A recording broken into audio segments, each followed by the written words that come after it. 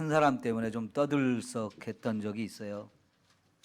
조두순이라는 사람이 12년의 감옥 생활을 마치고 출소를 해서 자기 집으로 돌아오는 일이 참 많은 사람들을 걱정하게 하고 두려워하게 하고 염려하게 하는 사건이 되었죠.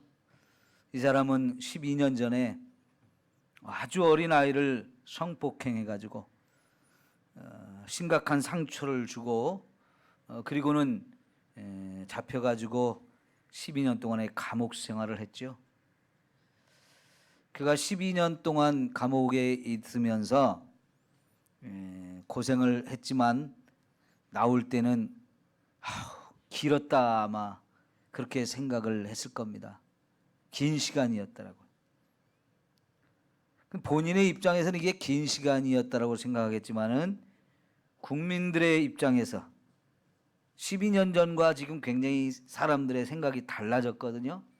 그런 어린아이들을 성폭행하는 사람은 12년 정도가 아니라 훨씬 더 무거운 벌을 내려야 된다는 그런 생각을 우리가 가지게 되었고요.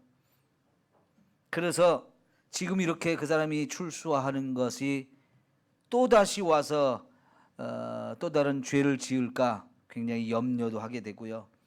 특별히 여러분 그때 그 사람한테 성폭행을 당했던 그 아이가 이제는 커서 성인이 되었을 텐데 그 상처와 아픔을 쉽게 잊을 수 있을까요? 그 가족들이 그를 향한 그 분노 이런 것들을 쉽게 치유받을 수 있을까요? 그들이 생각할 때는 그가 받은 이 죄의 대가는 너무나 작다라고 생각을 할 거예요. 많은 국민들도 그렇게 생각하면서 그가 돌아오는 집 앞으로 몰려가서 막 큰 소리를 치며 굉장히 분노를 많이 표출한 모습들을 보았어요. 자, 이런 것을 우리가 보게 되면 모두의 마음속에 갖고 있는 게 뭐냐면 죄를 지으면 벌을 받아야 된다. 그런 생각입니다. 근데 그게 또 내 문제가 되면 왜 나만 그렇습니까? 라고 또 항변하게 되고요. 자기가 그 죄의 형벌을 받거나 심판을 받는 부분에 대해서 옳지 않다라고 받고 싶지 않은 이런 마음을 또 갖게 돼요. 여러분 이것은 하나님의 말씀으로 보면 하나님은 죄에 대해서 반드시 심판하십니다. 이게 하나님이에요. 왜냐하면 하나님은 법을 세우셨고 그 법을 반드시 지켜야 된다고 그렇게 명령하셨고 그 법을 어기면 벌을 받는다라고 이미 하나님이 정하셨어요. 그게 그 법을 계속해서 유지해 나가고 그 법을 계속해서 지켜 나가는 것 이것을 가리켜서 하나님은 공의로운 분이다 이렇게 말하거든요. 하나님의 이 공의 때문에 죄인에 대해서 분명히 하나님은 심판하실 수밖에 없는 거지요. 우리가 지난주에 아담과 하와가 하나님이 명령하셨던 그 불순종에 금하셨던 이 선악과를 따먹는 죄를 지은 부분을 봤죠. 오늘 우리가 이제 볼 것은 그 죄에 대해서 하나님이 심판하시는 부분입니다. 아담과 하와도 하나님으로부터 심판을 받아 무거운 형벌이 내렸고요. 아담과 하와를 죄를 짓게 만들었던 그 뱀 속에 숨어서 역사했던 그 사탄을 향해서도 하나님이 심각한 형벌과 심판을 내렸어요. 그리고 하나님이 인간에게 주어서 다스려라 라고 맡겨주었던 이 세상 만물까지도 다 함께 심판을 받게 되었는데 그 결과가 오늘 저와 여러분에게도 그대로 임했죠. 왜냐하면 아담과 하와의 죄가 저와 여러분에게도 유전되었고 우리도 계속해서 그런 죄를 짓고 사는 인생이다 보니까 이런 하나님의 심판이 지금도 행해지고 있고 우리도 그런 하나님의 형벌을 받으며 살고 있는 거지요. 어쩌면 지금 이렇게 전 세계를 강타하고 있는 이 전염병도 하나님의 심판의 한 형태일 수도 있습니다. 만약 우리 인간이 죄를 짓지 않았다면 이런 질병도 있을 수가 없어요. 결국 질병이 오는 것도, 이 질병 앞에 우리가 속수무책으로 당하면서 두려워 떠는 것도 이 하나님의 심판의 한 모습인 것을 우리가 알아야 됩니다. 이 심판이 임하면서 에덴 동산에서 그렇게 마음껏 누리던 행복, 그 마음껏 누리던 그 놀라운 은혜와 복을 한순간에 다 빼앗겨 버리고요, 하나님이 그렇게 심혈을 기울여서 창조하시면서 하나하나 만들 때마다 보기에 좋다, 보기에 좋다 하시면서 너무너무 완벽하게 너무너무 아름답게 지었던 이 세상 모든 만물, 결국은 그게 하나님 나라를 창조한 거거든요. 그 하나님 나라까지도 파괴되는 무서운 결과를 이 죄가 가져오게 된 거지요. 오늘 이 땅에 우리가 사는 것이 힘들다 이렇게 탄식하고 절규할 수밖에 없는 것도 결국은 이런 죄가 원인이 됐고 그 죄에 대한 하나님의 심판으로 우리가 그렇게 사는 거예요.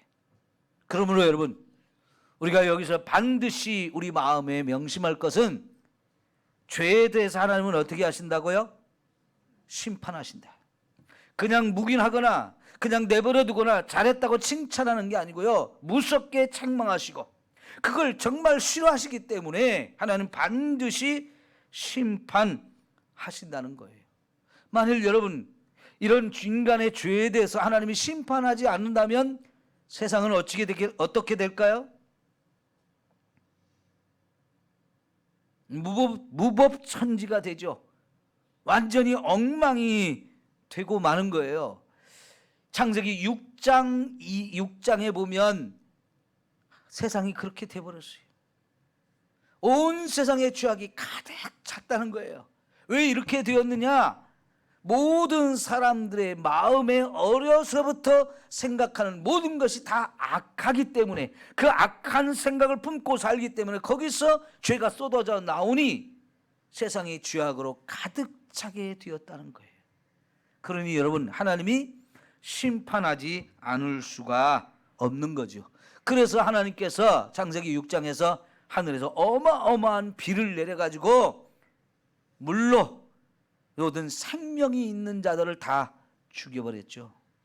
이 무서운 심판을 하나님이 하신 것을 우리에게 보여주는데, 여러분 지금도 그러한 원칙, 죄를 지면 심판한다, 이 하나님의 원칙은 지금도 변함없이 실행이 되고 있어요. 우리도 역시 죄를 지면 이런 하나님 무서운 형벌과 심판을 받는다는 걸 꼭 명심해야 합니다. 그런데 여러분, 문제는 우리가 죄를 안 짓고 살 수 없는 존재입니다. 아담과 하와의 죄가 우리에게 유전이 되면서 우리도 다 그 죄에 오염되어지고 태어나서 살다 보니까 죄를 안 짓고 살 수 있는 존재가 하나도 없어요. 그래서 우리는 다 이렇게 하나님의 심판 아래 살아야 되는 존재인데, 여러분 감사하게도 하나님은 심판만 하시는 분이 아니고요, 심판하시면서도 저와 여러분에게 은혜를 베푸셔서 우리의 죄를 다 용서하기를 원하시고 그 길을 활짝 열어 놓으셨다는 사실을 또 우리는 믿습니다. 그래서 여러분, 우리가 어차피 이 땅에 살면서 많은 죄를 짓고 산다 할지라도 그 하나님 앞에서 나가서 우리 죄를 깨끗하게 용서받고 씻음받는 이 은혜를 받아야만 할 줄 믿습니다. 그래야 심판이 우리에게 없는 거예요. 이 죄를 용서받으면 우리에게 예비되었던 그런 어마어마한 심판도 하나님이 한순간에 다 걷어내시고 저와 여러분의 심판이 없는 사람으로 만들어 주신다는 거죠. 그러므로 여러분, 우리가 예수 믿는다는 게 얼마나 감사한 일입니까? 그리고 그 예수님 앞에 저와 여러분이 회개할 수 있는 기회가 주어진다는 거 너무나 큰 은혜예요. 근데 그 회개의 기회를 하나님이 주셨는데도 불구하고 내 죄를 회개하지 않으면 죄는 그대로 있을 수 있어요. 그러면 그 심판을 우리가 받을 수밖에 없는 거죠. 여러분, 심판을 받고 살기를 원해요? 아니면 죄를 지었어도 용서받고 그 심판을 면해서 오히려 하나님의 축복받는 삶을 살기를 원하십니까? 심판이 아니라 용서받고 축복을 받으며 살아야 되겠죠? 그러려면 철저하게 우리는 죄를 회개해야 합니다. 목사님, 나 정도면 괜찮잖아요. 여러분, 절대로 그러지 마십시오. 내가 괜찮게 산 것처럼 보일 수는 있어요. 남들보다 더 열심히 살려고 했고 착하게 살려고 노력한 부분도 분명히 있을 수 있지만 다른 사람과 비교하지 마시고요. 하나님 말씀 앞에 서서 나를 살펴보십시오. 그러면 내가 얼마나 부끄럽고 또 얼마나 더럽고 추악한 죄를 지었는지를 우리가 발견하게 되어지고요.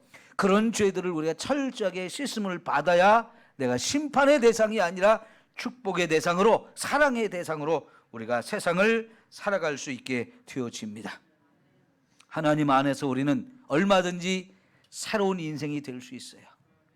실수하고 잘못하고 그런 것들도 하나님 앞에서 하나님이 용서해 주시면 다시 진짜 새로워져서 우리의 삶이 새로운 인생을 살 수 있다는 얘기입니다. 지옥의 멸망을 당할 자가 천국 갈 자로 바뀌어지는 거지요. 하나님의 형벌을 받으면서 그 형벌에서 고통을 받고 힘들게 하루하루를 살던 사람일지라도 이 죄를 회개하면 하나님께서 완전히 한순간에 변화돼서 건강도 회복하고 물질의 축복도 누리고 사람과의 관계도 마음껏 좋은 관계를 누리면서 우리가 새롭게 살 수 있다는 이야기입니다. 나는 괜찮다 하면서 자신을 속이지 마시고요. 정말 하나님 앞에 철저하게 서서 자신을 살피면서 이런 죄를 회개하는 만큼 저주가 축복으로 바뀌어지고 저와 여러분이 하늘의 소망을 가지고 살게 되어질 줄 믿습니다. 여러분, 이렇게 우리가 지난 날들의 죄를 씻음 받으면 죄가 얼마나 무서운지를 알고 이제는 내가 이런 죄를 짓지 않고 살아야 되겠다. 내가 또 죄를 지면 또 무서운 심판을 받을 수밖에 없다는 이런 생각을 가지고 죄 없는 삶, 죄를 안 짓고 사는 삶을 살려고 노력해야 돼요. 근데 여러분, 그런 마음을 갖는 것도 중요한데 더불어서 내 힘으로는 그게 안 된다는 걸 알아야 돼요. 내 마음 갖는 것 가지고 노력하는 것 가지고는 죄를 안 짓고 살 수 있는 존재가 아니에요. 여전히 죄성이 우리에게 있어요. 죄로 오염되어진 저와 여러분이기 때문에 죄가 자꾸 우리 속에서 품어져 나와가지고 죄의 길로 우리를 끌고 가거든요. 그렇기 때문에 이 죄와 싸워 이기려면 말씀으로 내가 무장해야 돼요. 말씀으로. 성령의 충만함을 힘입어야 돼요. 그 성령이 도와주시는 그 은혜를 입어야만 우리가 죄와 싸워 이길 수 있고 거룩한 삶을 살 수 있는 거거든요. 여러분, 게을러지고 나태해지면 죄와 싸우고자 하는 마음도 없어져요. 자꾸 나를 깨워야 되고요. 아까도 우리가 기도하면서 제가 그런 기도를 했는데 예배 자리에 올 수가 없잖아요. 못 오시는 분들이 많잖아요. 근데 예배를 한 번, 두 번 빠지고 안 드리고 이게 되어지면 금방 믿음 식어버려요. 자기의 영적 상태를 진단을 못해요. 자기가 지금 심각한 길로 가고 있는 것도 보지를 못해요. 그렇기 때문에 예배 드리는 일을 더 철저히 해야 되는데 주일날 나오지 않으면 오늘 예배 자리에 없다는 것 때문에 인터넷을 열어서 핸드폰을 열어서 유튜브로 참여하면 되는데 그냥 지나쳐버리고요. 무시해버리고 그게 한두 주도 두 주 되면 이게 점점 쌓이면 어느새 나도 모르게 믿음이 툭 떨어지는 거예요. 여러분, 이 코로나 바이러스로 인한 전염병 벌써 1년이 다 됐어요. 그죠? 작년 11월쯤에 중국에서 시작돼 가지고 우리나라에 이제 온 것이 이제 1년이 됐어요. 이렇게 길게 가리라고 우리 처음에는 몰랐습니다. 오늘은 3차 대유행에 지금 들어섰어요. 1,000명이 넘었잖아요. 전문가들은요 2,000명, 3,000명 되는 건 순식간이라고 합니다. 정부가 좀 더 고삐를 쥐어가지고 진작에 3단계로 올렸어야 된다고 그렇게 경고를 했는데 경제 문제 생각하면서 자꾸 머뭇머뭇거리는 사이에 지금 이렇게 1,000명이 넘었고요. 그게 어제 숫자인데 어제는 주말이라 검진 수가 적어서 숫자가 덜 나왔다는 거예요. 근데 월요일쯤 되면, 오늘과 내일쯤 되면 숫자가 또 어마어마하게 늘어날 가능성이 많아요. 이게 언제 끝날지 우리 모릅니다. 이제 백신이 개발이 돼서 접종이 시작되기는 했지만 우리한테 와서 우리도 그 접종을 맞으려면 또 한참의 시간이 흘러야 돼요. 근데 그 접종을 해서 백신을 통해서 이 문제가 언제 해결될지 모르겠지만은 여러분, 그러면 그 다음에는 또 어떤 문제가 있을까요? 또 다른 변종의 바이러스 또 안 나올까요? 우리는 장담할 수가 없어요. 자, 그래서 여러분 우리 깨어서 자기 믿음을 지켜야 되고 하나님 앞에 거룩함으로 서지 않으면 안 돼요.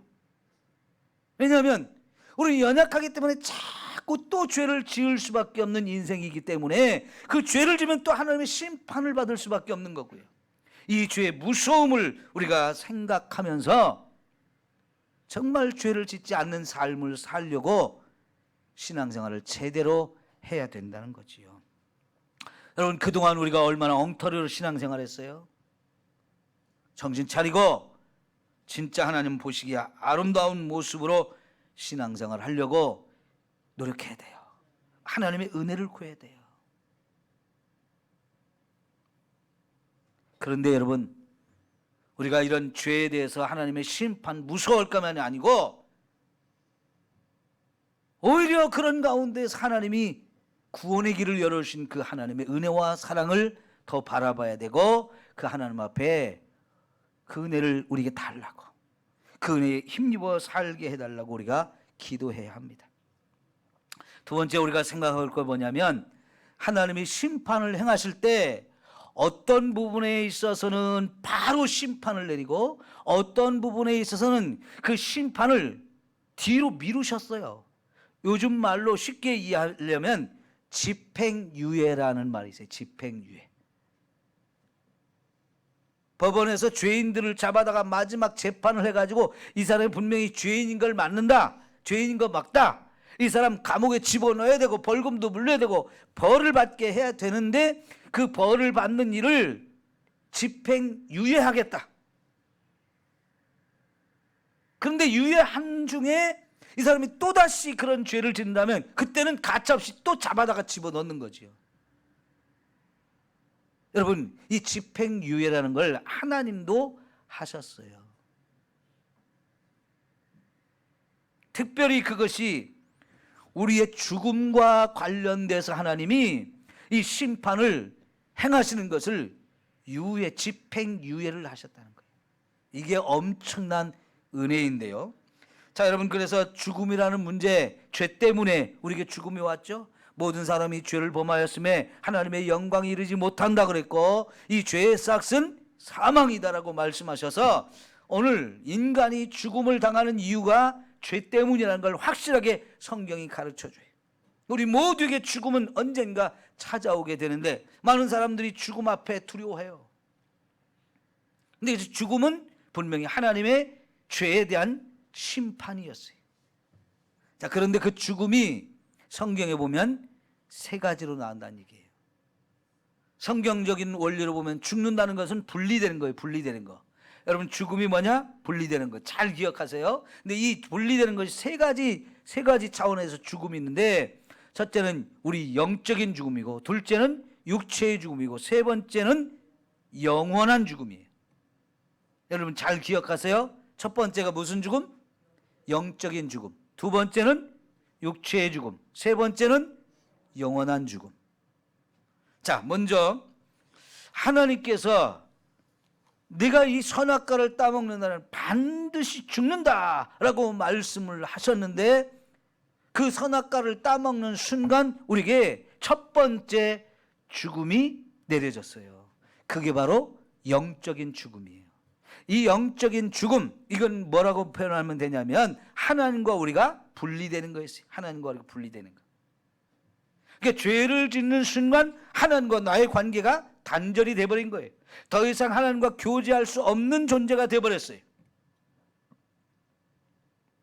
그래서 여러분, 이렇게 하나님과 분리된 우리의 영, 이 영은 본래 하나님이 우리 코에 생기를 불어넣는 순간 하나님으로부터 우리에게 주어진 것이거든요. 이건 하나님을 만나야 사는 존재예요. 우리 영은 하나님이 있어야만 살아요. 우리 육체가 흙에서 왔기 때문에 흙에서 나는 육신의 양식, 이게 양식을 먹어야 살듯이 영혼은 하나님으로부터 왔기 때문에 하나님을 만나야 사는 게 우리의 영인데, 여러분, 이 영이 하나님으로부터 분리돼 버렸어요. 죄를 지은 이 죄인을 거룩한 하나님이 같이 있을 수가 없어서 분리시켜 버렸어요. 그 순간 우리의 영이 죽어버린 거예요. 하나님과 분리된 우리의 영, 그 영으로 하나님과 교제하고 그 영이 하나님을 만나고 그 영이 하나님의 말씀을 듣고 기뻐하고 즐거워하는 이 기능을 하던 것이 상실이, 이 기능이 죽어버리니까 영이 하는 일이 없어져 버린 거예요. 우리 영이 죽어버려서. 그래서 하나님을 잃어버렸어요. 하나님 모르는 존재가 됐어요. 그래서 이 세상에 태어나는 사람, 태어날 때부터 하나님을 알고 태어난 사람 있나요? 왜 몰라요? 하나님 우리를 만드셨는데, 그 생명도 하나님 주신 생명인데 왜 우리가 태어나면서 하나님을 모르는 자로 태어날까요? 우리 영이 죽었기 때문에 그런 거예요.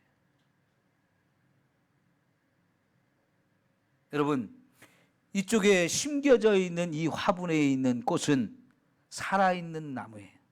살아있는 꽃이에요. 그러나 이쪽에, 이 앞쪽에 꺾어가지고 지금 꺾꽃꽂이를 한 이 꽃은 우리들은 여전히 아름답고 여전히 향기가 나서 참 아름답게 보이는 존재지만 사실은 죽어 있어요. 왜? 원줄기에서, 뿌리에서 잘라졌기 때문에요. 분리가 됐기 때문에 이 꽃은 살아있는 듯 보이지만 죽어 있는 거예요. 그러니까 여러분, 이 세상에 하나님을 믿지 않는 사람들은 영적으로 죽어 있어요. 왜? 하나님을 모르는 자, 하나님부터 분리된 자이기 때문에 그들은 다 죽어 있는 존재인 거예요. 겉으로 겉모습만 살아있는 것처럼 보일 뿐이죠. 그래서 이런 사람들은 반드시 하나님을 만날 때 다시 그 영이 살아나는데, 요한복음 3장에서 예수님과 니고데모의 대화가 바로 그걸 말하는 거거든요. 사람이 물과 성령으로 거듭나지 아니하면 하나님 나라 들어갈 수 없다 하셨던 그 말씀에서 니고데모가 거듭난다는 게 뭡니까? 난 우리 어머니 몸에서 태어났는데 나 다시 태어나야 된다는 얘기가 뭡니까? 내가 어머니 뱃속에 다시 들어갔다 나와야 됩니까? 그거 불가능하잖아요. 예수님이 뭐라고 하셨어요? 그거는 어머니 뱃속에 들어갔다 나오는 거, 그건 육적으로 나는 거고, 내가 지금 너희 거듭나야 되겠다는 것은 성령으로 거듭나야 된다. 너희 영혼이 살아나야 된다 하는 얘기였어요. 죽은 내 영혼이 하나님을 만나서 하나님이 살려주시는 이 은혜로 하나님이 계신 걸 알고 그 하나님을 믿으면서 하나님과 교제하고 하나님 말씀을 영혼의 양식으로 먹어서 살 수 있는 이런 존재로 다시 태어나는 것. 그래서 우리는 예수님을 믿을 때 우리 영이, 죽은 영이 살아나서 하늘의 생명을 다시 얻을 수 있게 되어지는 거죠. 성도 여러분, 예수님을 믿으십니까? 그래서 여러분 거듭나셨죠? 이게 바로 예수님을 우리가 믿어야 되는 이유고요. 예수님 믿을 때 우리 영이 살아나는 거예요. 두 번째, 육체의 죽음이 있어요. 이 육체의 죽음은 우리 영과 육이 분리되는 것. 하나님이 흙으로 만드신 육체, 거기에 불어넣으신 영, 이 영과 육이 하나가 돼서 우리가 살아있거든요. 그런데 우리 육체의 죽음의 순간 우리의 영과 육이 분리가 되잖아요. 그래서 이 육체는 흙에서 왔으니까 흙으로 가라고 해서 흙으로 가는 거고요. 영이 하나님께로부터 와서 하나님께 가야 되거든요. 자, 이 영과 육이 분리되는 죽음. 이 죽음이 선악과를 따먹었다고 바로 그 형이 집행되고 죽었느냐? 그렇지 않잖아요. 그죠? 이 죽음, 육체의 죽음을 하나님께 특별히 어떻게 하셨느냐? 집행유예를 하셨어요.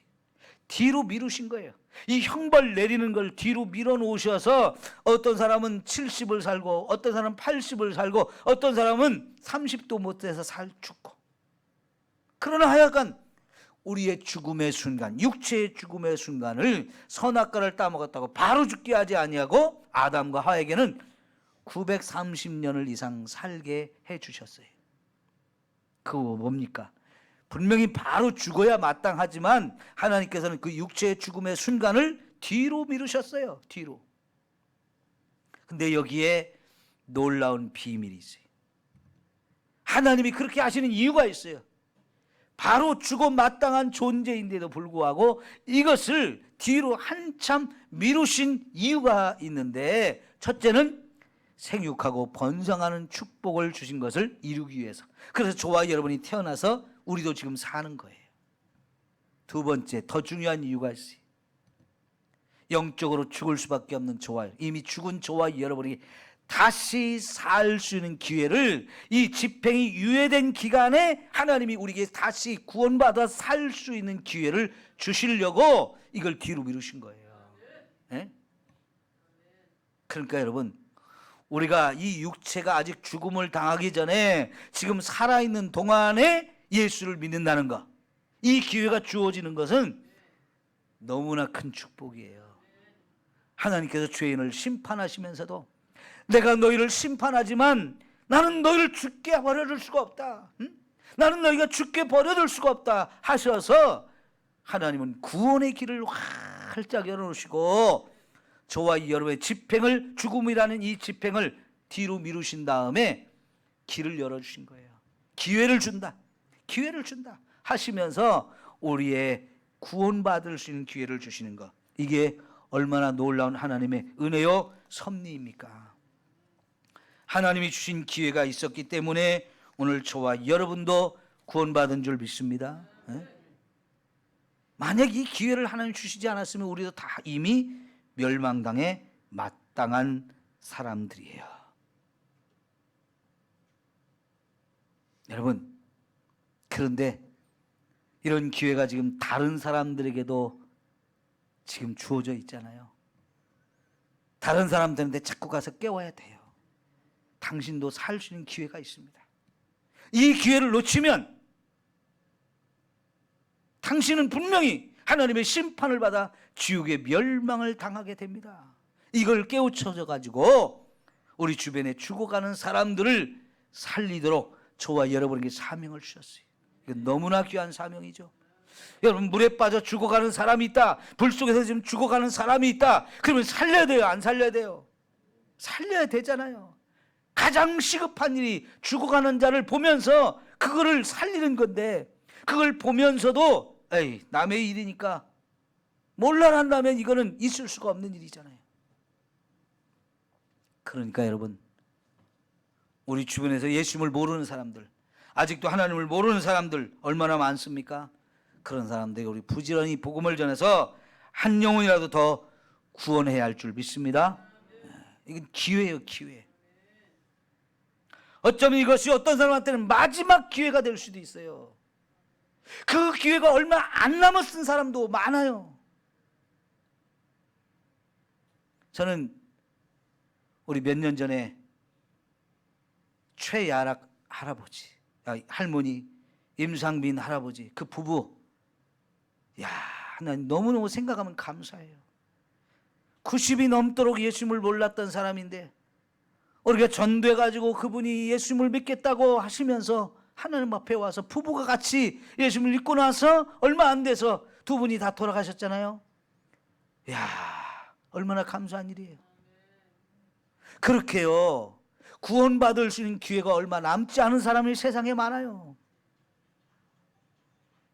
나이를 많이 먹었다고 기회가 적은 거 아니고요, 이제 나이가 어리다고 기회가 많은 거 아니에요. 언제 죽을지는 아무도 모르잖아요. 그러니 여러분, 우리는 다 급한 마음을 가지고 내 주변에 믿지 않는 사람들에게 복음을 전해야 합니다. 어떤 사람은 내가 복음을 전할 때 비웃는 사람이 있고요, 무시하는 사람이 있고요, 짓밟고 욕하는 사람이 있을 수 있지만 내가 욕먹는 게 낫습니다. 에? 그래도 그 영혼을 살리는 건 해야 되잖아요.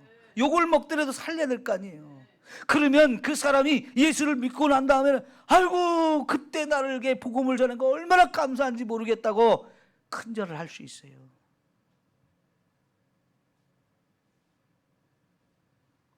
마지막으로요, 영원한 죽음이 있어요. 영원한 죽음. 이 영원한 죽음은 지옥에 떨어진 사람을 말하는 건데, 왜 이 지옥에 떨어진 걸 영원한 죽음이라고 그러냐? 지옥에 가면 하나님과 영원히 분리되기 때문에 그래요. 그 얘기는 다시는 지옥에 떨어지면 구원받을 수 있는 기회가 없다는 거예요. 안 주어진다는 거예요. 여러분, 누가복음 16장에서 지옥에 간 부자가 멀리 아브람, 자기 조상 아브라함을 보면서 내 목 좀 시원하게 해줄 수 없나요? 하면서 물 한 방울 구하라지만 물 한 방울도 줄 수 없는 곳. 아무리 액을 복걸하면서 사정을 해도 자비를 베풀어 줄 수 없는 곳. 끝나버렸다는 거죠.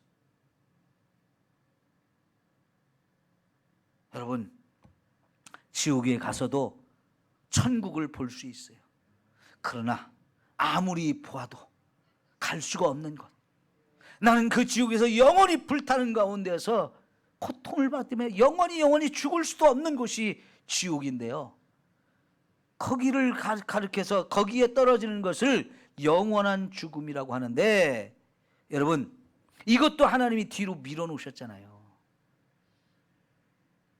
지옥에 떨어지는 걸 뒤로 밀어놓으셨어요. 그러니 이 얼마나 하나님께 우리를 살리기를 원하시는 겁니까? 그렇게 자꾸 뒤로 미뤄서라도 한 영혼이라도 더 구원하기를 원하시는 분이 하나님이셔요. 하나님의 이 지옥을 생각하면 하나님의 심판, 하나님의 형벌이 얼마나 무섭고 얼마나 끔찍한지를 우리가 생각해야 되는데요, 여러분, 예수님이 이런 말씀하셨어요. 만일 너의 오른 눈으로 범죄를 해가지고 네가 지옥에 가게 생겼으면 어떻게 하라고 그랬어요? 오른 눈을 찍어버리고서라도 어떻게 하라고요? 지옥은 가서는 안 된다 그러잖아요. 이 손이 범죄를 해가지고 지옥 가게 만든다면 차라리 찍어버려라. 그렇게 하고서라도 지옥은 가지 말아야 된다는 거죠. 왜 그런지 아세요? 지옥을 하나님이 만드셨어요. 예수님이 만드셨어요. 그 지옥이 얼마나 무섭고 얼마나 끔찍한 형벌의 장소인지를 너무나 잘 아시기 때문에 그분은 그곳을 만드셨지만, 죄인을 위해서 만드셨고 원수 마귀를 멸망시키려고 만드셨지만, 하나님이 사랑하는 저와 여러분이 그곳에 가는 걸 원치 않으셔요. 어떤 사람이 자기의 손을 찍어버릴 수 있습니까? 어떤 사람이 자기 눈을 찍을 수 있습니까? 이건 무서운 일이에요. 근데 그렇게 해서라도 지옥은 가지 말라고 예수님이 경고하시는 이야기거든요. 하나님의 심판은 그렇게 무섭습니다. 기회가 지나가면 더 이상 용서할 기회도 주지 않고 구원받을 기회를 주지 않고 영원히 형벌을 받아야 되는 곳이기 때문에 거기는 가서는 안 된다는 거예요. 차라리 내가 죽을게. 너희들의 죄를 가져와. 그래서 예수님이 이 세상에 오셨고 저와 여러분의 죄를 짊어지면서 너희가 받을 그 형벌을 내가 십자가에서 받을게 하면서 너무나 끔찍하게, 너무나 처절하게 죽음을 당하신 것이 예수님이 십자가에 죽은 이유잖아요. 그래서 그렇게 해서라도 저와 여러분을 살리겠다는 거예요. 근데 그 방법 외에는 지옥 갈 우리를 살릴 방법이 없기 때문에 하나님이 그 아들을 이 땅에 그렇게 보내셔서 저와 여러분을 살리기를 원하셨어요. 그러면 여러분, 예수님을 믿어야 돼요? 안 믿어야 돼요? 오늘 혹시라도 여러분 가운데 아직 예수님에 대한 이 믿음이 없다면 예수님을 분명히 나를 구원하시는 분으로 믿으십시오. 나의 구주로 믿으십시오.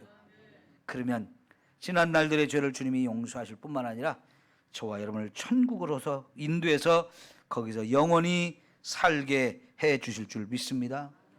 세상에는 아직도 어리석은 사람들이 많아요. 이런 구원의 생명의 복음을 전해줘도 비웃으면서 에이 그런 게 어떻게 가능해 하면서 비웃거든요. 무시하거든요. 저와 여러분도 그랬던 사람들일 거예요. 그런데 구원하셨으니 얼마나 감사해요. 이 은혜를 받았기에 저와 여러분이 더 부지런히 한 사람이라도 더 구원할 수 있도록 전도해야 마땅하지요. 하나님이 나의 죽음을 뒤로 밀어놓으신 이유도, 또 다른 사람들의, 내 주변에 있는 사람들의 죽음을 뒤로 밀어놓으신 이유도 다 구원하라고 이렇게 하신 거지요. 여러분, 이제 말씀을 정리합시다. 하나님은 죄인에 대해서는 분명히 심판하십니다. 반드시 심판합니다. 안타깝게도 우리는 아담과 하와의 후손으로 태어나서 여전히 죄를 짓고 살아요. 그 죄를 결코 가볍게 무시하며 넘어가지 마시고요. 나는 구원받았으니까 하면서 그렇게 생각하지 마시고요. 구원받았기 때문에 죄와 싸워 이기면서 거룩한 삶을 살아야 돼요. 그래서 구원받은 자로서 하나님의 저주와 형벌을 받고 사는 인생이 아니라 하나님의 축복과 은혜를 누리면서 행복하게 사는 인생이 되어야 되죠. 안타깝게도 구원받은 이후에도 이 죄 문제를 제대로 해결하지 못해서 여전히 삶 가운데서 이런 형벌, 이런 저주, 심판을 받으며 사는 인생들이 많아요. 그러니 여러분, 예수 믿으나 마나 왜 이렇게 힘들고 어려워요? 죄 문제를 제대로 해결하면 그게 다 바뀝니다. 은혜와 사랑과 축복이 넘치는 삶을 얼마든지 우리가 살아갈 수 있고요. 그 길을 하나님은 다 예수님을 통해서 예비해 주셨잖아요. 그런 복을 누릴 때 자신 있게 나가서 전도할 수 있는 거예요. 난 예수 믿어서 이렇게 행복해. 예수 믿어서 이렇게 삶이 바뀌었어. 하나님 주신 축복이 이렇게 넘쳐나고 있어. 이걸 전할 수 있어야 되잖아요. 그럴 때 여러분, 사람들이 내 삶을 보면서 맞아, 당신의 삶을 보니까 나하고는 달라. 예전에 당신이 살던 거야, 예수 믿고 변화된 모습을 보니까 나도 예수 믿어야 되겠네, 이렇게 되어야 하잖아요. 하나님이 심판을 뒤로 밀어놓으셨지만 언젠가는 반드시 그게 집행됩니다. 세상은 유예 기간이 지나면 끝나버리지만요, 여러분, 하나님은 뒤로 밀어놓으셨지만 그게 완전히 없어졌다는 얘기가 아니에요. 심판하는 날이 와요. 그 심판이 우리에게 임하지 않으려면 딱 한 가지 방법밖에 없어요. 예수 믿고 구원받는 거예요. 이 은혜가 우리 모두가 누리는 축복이 되기를 소망합니다. 기도합시다.